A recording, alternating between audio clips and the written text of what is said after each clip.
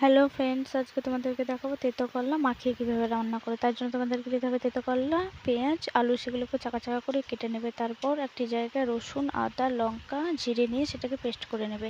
Paste করে নেওয়ার পর সেটি তার একটি কড়াইয়ের মধ্যে তেতো করলা, আলু, পেঁয়াজ এগুলো দিয়ে দেবে, যেগুলো তুমি কেটে রেখেছিলে। দেওয়ার পর তাতে যে তুমি মশলা বাটাটা তার মধ্যে দিয়ে দেবে। তার মধ্যে তুমি দিয়ে দেবে লবণ স্বাদ অনুসার।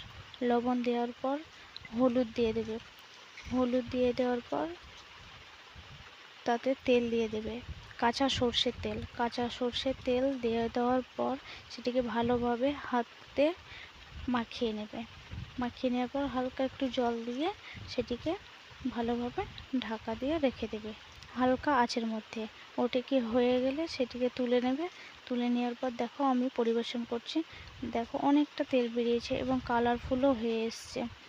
তোমরা বাড়িতে এটা ট্রাই করো, দেখো ভালো লাগবে। আর সত্যি কথা বলতে তেতো করলা আমার পছন্দ না, তাই আলুগুলো বেছে খেয়েছিলাম। একটা লাইক করে দিও।